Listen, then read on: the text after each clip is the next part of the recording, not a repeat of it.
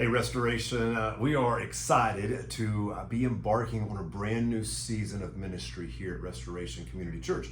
And what I mean by that is this Sunday, August 24th, we're going to be able to launch Pastor Sean, Laura, his elders, leadership team, and just launch them out as Church 242. It's a big day at Restoration. It's part of the vision that God gave us 10, 11 years ago, whatever it's been. But back in 2013, I believed and knew in my heart that we would be a church planting church. Now, initially, what that meant was that we would invest in church planters by sending money, sending prayers, offering training and equipping. And then fast forward, we were able to just a couple of years ago plant Kingdom Church in Somerville. And now this Sunday, launching Church 242 in Hanahan. And man, I just pray that this is not the last church plant we get to be a part of here at Restoration Community Church. In fact, I do believe with all my heart that God does want us to continue to plant churches. Where, when, we'll let His Spirit lead. But I believe this is not the end of our church planting journey. Now with that, as we enter into this new season of ministry here at Restoration Community Church, on Thursdays, I want to focus on two words for the next couple of weeks. And that is humility and grace. Humility and grace. Maybe I'm so passionate about these two words because I know at my core, without Jesus, I'm the furthest thing from humble and the second furthest thing from gracious. Without the work of Christ in my heart, there's no way I even begin to enter into the stratosphere of humility and grace. But God, right? But God. If you look at the book of Proverbs, right? If you look at the entire book of Proverbs, you're going to see this grand theme. And the grand theme is humility. Now, you're not going to see humility on every single page, but it is certainly there within the context of the whole entire book. Now, one of the things and how we get there is this. Proverbs 3, verse 34 says this: toward the scorners, He, God, is scornful, but to the humble, He gives favor. Proverbs 22:4 says this. It says, humility is connected with fear of the Lord. And the fear of the Lord is the beginning of wisdom. Listen to this. Pride and wisdom never grow in the same soil. Never. What the book of Proverbs says, specifically in chapter 22, is humility is connected with fear of the Lord, which is the beginning of wisdom. Now, what is this fear of the Lord look like? Well, what does that look like for you? Fear of the Lord is acknowledging your utter dependence on Him. Fear of the Lord is having this healthy awe of Him, this surrender toward Him, this idea of, hey, I am submitted to you. That's fear of the Lord.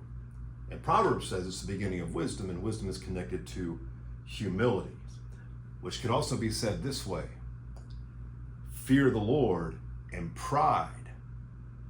Fear of the Lord and pride never grow in the same soil either. Now, why does God speak so much against pride? Because think about this. The prideful woman or the prideful man, right, first and foremost, isn't worshiping God. There's no fear there, right?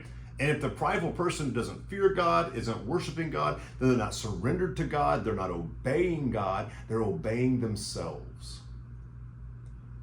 So when it comes to humility, we can't honor ourselves, obey ourselves, and still walk in the same garden as humility.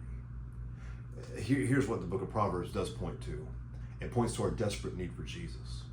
It points to our desperate need for Jesus, recognizing who we are and that He lived the life we should have lived, died the death we should have died, and God raised Him from the dead.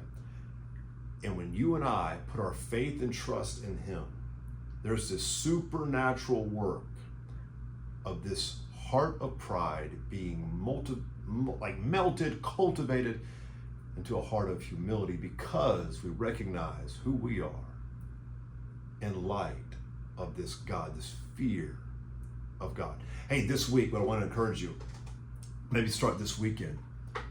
What does it look like for you to walk in humility? What does it look like for you to walk in humility today where you're working, or today where you're learning, or today when you go home? Like, what does it look like for you to walk in humility? Here's another one, and this is where we're going to go for the next couple of weeks. What does it look like to walk in humility when someone has done you wrong? When someone has just done wrong in general? What does it look like in terms of forgiveness or unforgiveness. I'll let you wrestle with those things, but let me encourage you to walk in humility this week. Hey, Restoration, you already heard about Pastor Sean, Church 242, launching out this Sunday. A couple weeks from now, September 7th, we have our Starting Point class, which is our prospective new members class. And let me just say this one final time, in case you haven't been picking up what I was putting down on Sundays. Man, when we launch Church 242, it's going to be a day of celebration. But for those of you here at Restoration, you call Restoration home, you're still on mission with us right here at Restoration Community Church, we're going to need all hands on deck. I said this past Sunday, we need to put our shopping carts up and exchange them for a shovel. And so if that is simply an availability, like, Lord, I don't know what I'm good at, Lord, I don't know what my spiritual gifts are, but I'm here to serve. Man, let's just start with that. Others of you know very well what you're gifted at or what you're talented at or what supernatural gifts you have. Let me encourage you. This is an opportunity to get off the sidelines, onto the playing field, stop running from God, get in the game, and watch what God does through you. All right, church, we're going to finish up Jonah this Sunday. Until then, be on mission.